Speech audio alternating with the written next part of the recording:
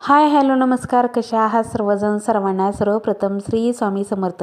तर बघा, आपलं बायकांचं कसं असतं बघा, एखादी कुठली नवीन वस्तू आणली ती कधी वापरायला काढू असं होतं. चला तर तुम्हाला व्हिडिओमध्ये पुढे कळेलच कुठली वस्तू नवीन आणली आणि ती वापरायला घेतल्यानंतर काय त्याचे परिणाम झालेत.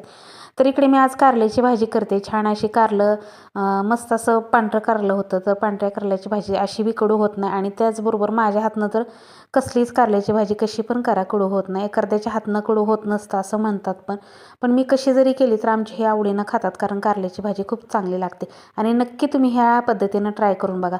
2 चमचे कढईमध्ये लोखंडाच्या तेल टाकलेलं आहे. त्याचबरोबर त्याच्यात जिरं मोहरी टाकून घेतलं आणि आपलं कारलं जे आहे ते तेलामध्ये थोडंसं परतून घेतलं. त्यानंतर हळद मीठ टाकलं. त्यानंतर थोडंसं परतलं. घरकुलचा मसाला टाकलेला आहे. घरकुलच्या मसाल्याने ना मिठाचं कारलं केलं की चांगलं लागतं. त्याचबरोबर इकडे शेंगदाण्याचं थोडंसं कूट टाकलं आणि छान असं थोडंसं कारलं परतू दिलं आणि त्यानंतर थोडंसं गरम पाणी टाकलं. गरम पाणी टाकायची गरज कधी पडते, कारलं थोडंसं ओलावा असावा म्हणून.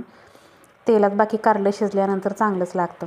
त्यानंतर थोडीशी कोथिंबीर टाकली आणि आपली कारल्याची भाजी झालेली आहे, मस्त अशी तयार आहे. नक्कीच तुम्ही ह्या पद्धतीनं कारलं करून बघा, अजिबात कडू होणार नाही, गॅरंटी सगळीच सांगते मी तुम्हाला. त्यानंतर बघा, हे मी तुळजापूरला गेल्यानंतर आणलेलं होतं ना पोळपोट आणि लाटणं, 350 रुपयाला दोन्ही.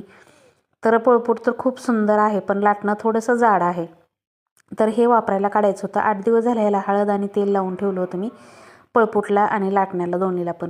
कारण कुठलंही लाकूड असतं ना ते ओलं असतं, त्यामुळे हळद तेल लावलं की ते चिरत वगैरे नसतं. त्यामुळे ते त्याला तेल आणि हळद लावून ठेवायची असते. जवळपास 8 दिवस झाले मी कापडामध्ये बांधून ठेवलं होतं. आज फायनली त्याला वापरायला घेतले.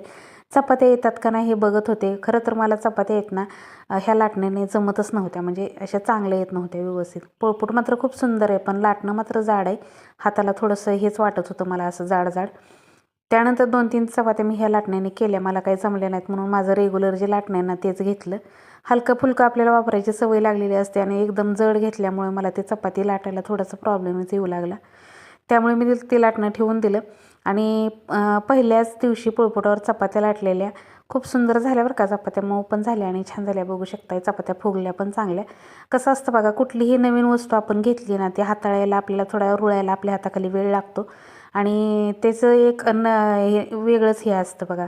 एखादी नवीन वस्तू आणली आणि ती कधी वापरायला घेतोय असं होतं आपल्याला. सगळा डबा वगैरे तयार झाला. त्यानंतर आमची मंडळी निघाली होती साईटवर जाण्यासाठी. त्यांचा टिफिन वगैरे भरला. कारल्याची भाजी, बटाट्याची भाजी केली होती आज टिफिनला. तर असा होता आजचा व्हिडिओ. तुम्हाला कसा वाटला हे नक्की कमेंटमध्ये सांगा. व्हिडिओ आवडला तर व्हिडिओला लाईक करा. चॅनलवर जर नवीन असेल तर चॅनलला सबस्क्राईब करा. चला तर भेटूया आपण उद्याच्या छानशा सुंदर व्हिडिओसोबत. तोपर्यंत सर्वांना श्री स्वामी समर्थ.